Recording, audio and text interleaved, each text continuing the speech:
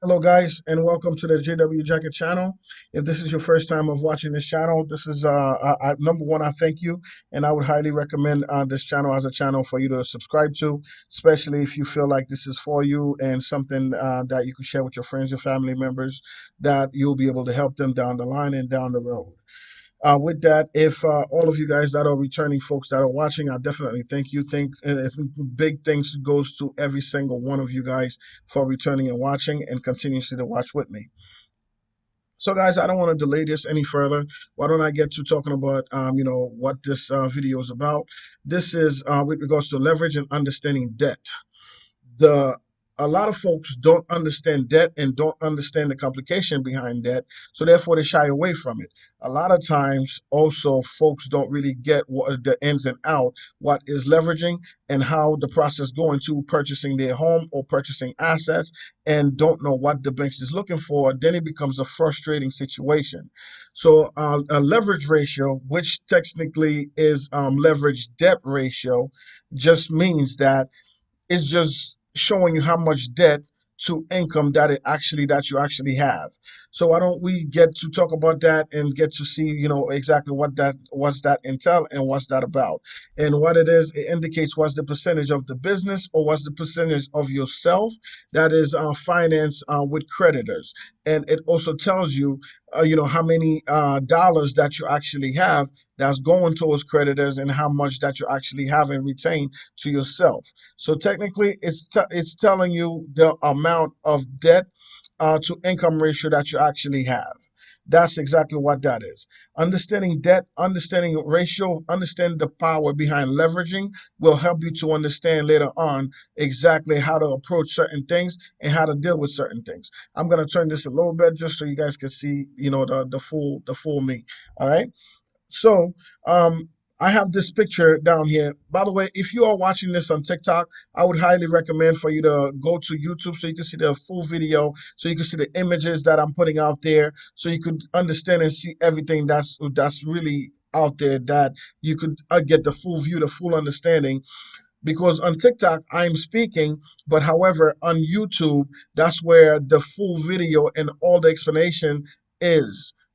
So please go over to YouTube if you feel like you enjoying this conversation, so you could finish watching the rest of the video, so you could finish to enjoy the knowledge that's in the video, and also you get to see the full the full layout in the pictures. So as you can see with this, there's a pile of money on this side to the right side, and there is a house on the left side.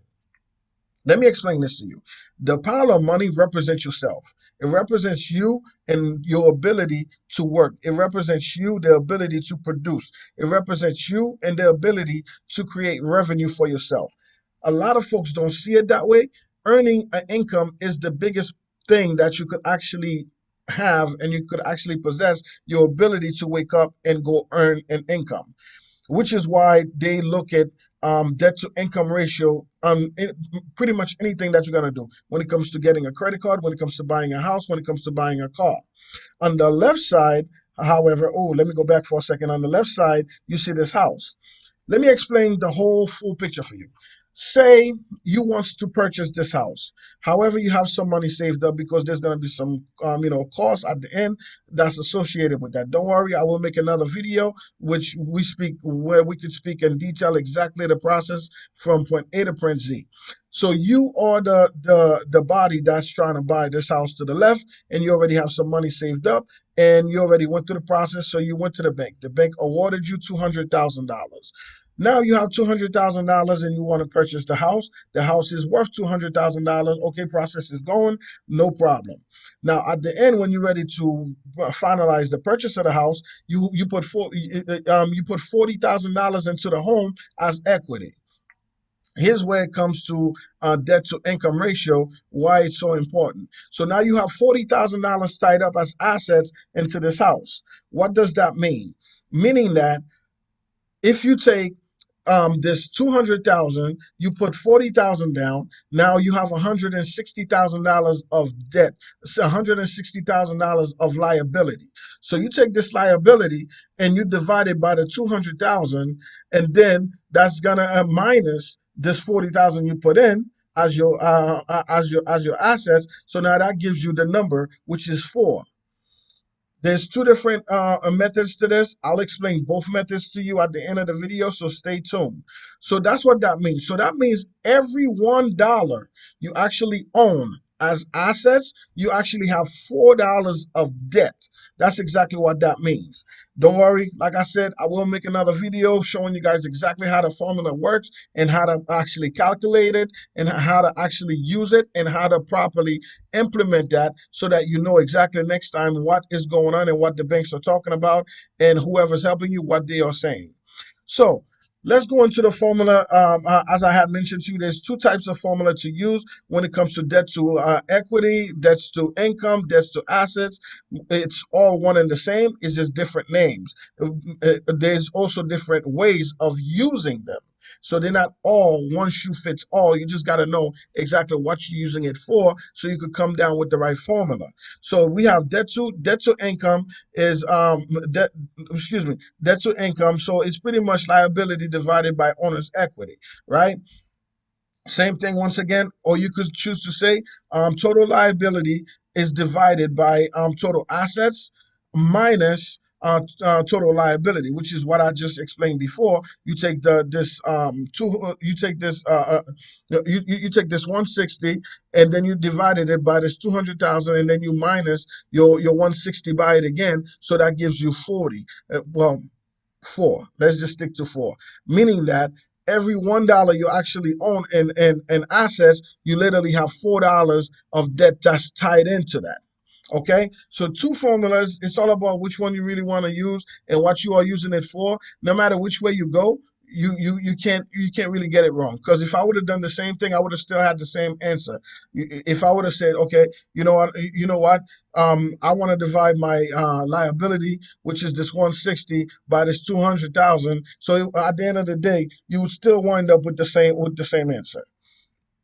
So, once again, what does it indicate? It indicates the percentage of the owner's equity that's tied up into the debts, that every dollar that's actually in the business that is owned. So that's what it calculates. This is once again, the folks that's on TikTok, you're not really gonna get to see the full video. You're not gonna get to enjoy the full video. The full video is actually on YouTube. I would highly recommend for you to go over there to really see the full video to get a full understanding. If this is intriguing for you, if this is to your liking, or you feel like you could utilize this, please go to YouTube and watch this video so you could get the full understanding of what I'm actually saying. Because on YouTube, that's when you're gonna see there's pictures, there's diagrams, there's all sorts of things in the video, so for your use, so you could actually understand what exactly I am saying. So over here with this picture, as you see, it completely lays out everything. You have your monthly payments, and then you have your is divided by your gross monthly income, and that equals your debt to income ratio. When I say ratio, it's a percentage. That equals your debt to income percentage, debt to income ratio. So say you have your car notes, you have your house, you have your credit card bills, and then you have graduation, which is schooling and all this stuff. So you take all these liability things, right? You take all of them because liability is pretty much things that you have that don't belong to you. You borrowing or you renting, that's really what it is.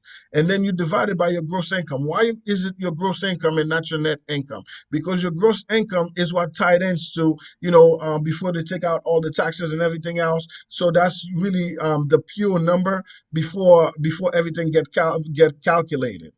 Then you take that.